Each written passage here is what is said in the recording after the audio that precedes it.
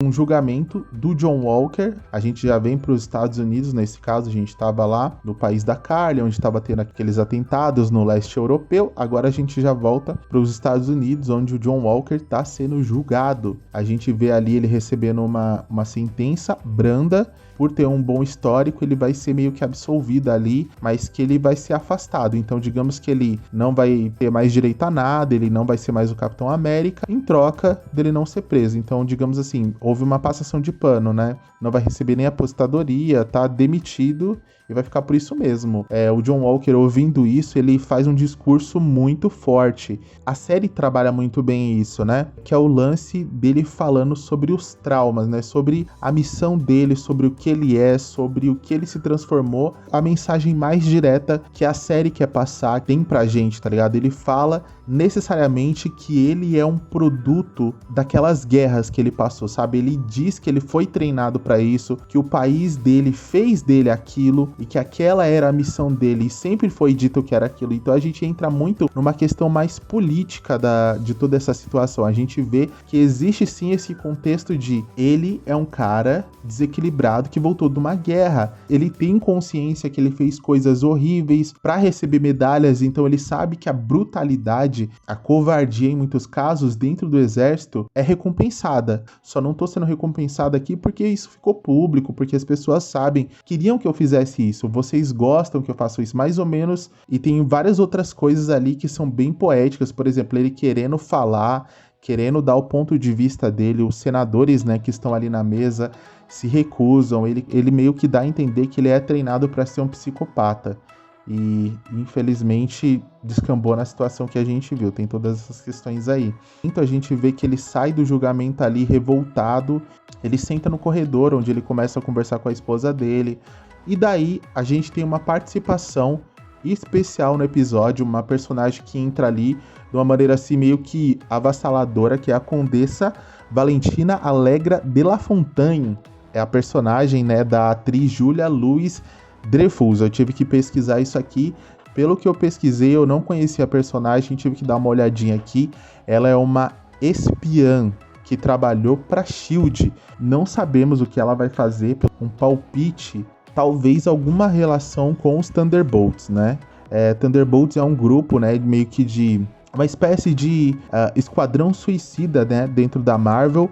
Ela pode estar ali a serviço do General Ross, né, que faz parte desse grupo em algumas gerações, pode estar ali para recrutar ele, para chamar ele, sei lá. Tem uma conversa ali com ele, falando que vai ligar para ele, e o cartão que ela deixa é em branco, né? Talvez seja uma mensagem ali escura, não sei, tipo um cartão ali para visualizar na luz negra, e ela é bem carismática, o jeito que ela conversa, a maneira como ela fala ali, é bem interessante. Temos um outro corte, vamos para um outro núcleo, aí a gente volta o John Walker junto com a família do Lemar, Hoskins, né? Hoskins, perdão, eu não sei como se pronuncia, do Lemar. A gente tem ali uma conversa bem emocionante, a mãe dele chorando, aí mostra pra ele uma foto deles juntos, aí fala que o filho dela gostava muito do John Walker, que era como um irmão e tudo mais, e aí a gente vê uma cena bem forte, bem marcante. Só que o John Walker, ele não expressa nenhum sentimento, ele tá bem sério, ele tá bem seco, a família toda ali, muito mexida, você vê o pai dele. E tem um momento que ele até inclusive mente, né? Que o pai dele pergunta se foi esse cara que matou o filho deles. Aí ele fala que foi. Só que não foi. Quem matou, na verdade, foi a Carly, né? Mas aí ele tem que justificar. E isso é uma das paranoias. Então a gente já vê que ele criou uma realidade na cabeça dele que não corresponde necessariamente ao que ele fez, né? Aos atos deles. Logo em seguida, ele saindo. Quando ele sai da casa da família, e aí ele vê o cartaz ali, o Capitão América voltou. E ele fica com essa ideia fixa. Mais uma vez, ele meio que fica pensativo nisso. A gente entra nos créditos e temos sim uma cena pós-crédito. Então, vou falar aqui sobre o que a gente vê.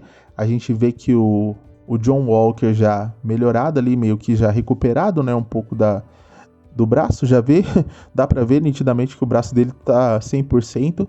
Que a gente vê ele numa forja. Ele começa a forjar um círculo. Aí vai passando várias cenas, vê ele serrando, vê ele cortando, e até que no fim a gente vê ele pintando. Quando a gente vê ele pintando, subentende ali que ele está fazendo arcos de um novo escudo. Então ele tá montando um novo escudo do Capitão América.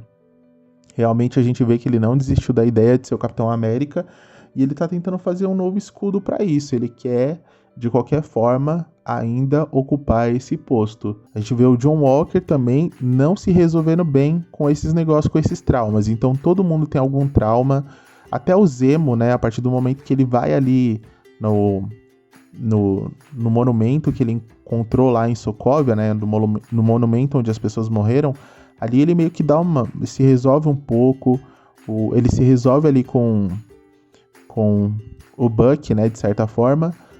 Mas o John Walker não. Durante todo o episódio, todo mundo vai se resolvendo de alguma forma. E o John Walker parece que ele se afunda cada vez mais nessa crise dele de querer ser o Capitão América. E ele é extremamente o oposto do Sam, né? Porque o Sam, ele não vê o escudo como uma coisa essencial. Ele entendeu que ser Capitão América mora nas atitudes, mora na palavra, mora no jeito dele. E não no escudo. E parece que é nesse erro que tá incidindo o John Walker. E a gente vai ver que ele vai aprontar alguma coisa no último episódio. Não sabemos o que pode acontecer com relação ao futuro dele. Se ele vai, eu acho que ele vai descambar mesmo para ser vilão e alguma coisa um pouco mais trágica. Mas ao mesmo tempo pode ser que de alguma forma ele encontre ali um caminho meio numa zona cinza, né, digamos assim, meio um anti-herói, mas não sei. Porque de um todo, ele não é ruim, digamos assim, de um todo. Mas você sente que ele ainda não superou essas questões dele, e isso tá realmente fazendo muito mal pra ele. E ele perdeu o amigo dele, né, que era o cara que conseguia dar uma luz pra ele, dar um conselho, colocar ele no lugar. Agora ele meio que tá sozinho, né, nesse lance.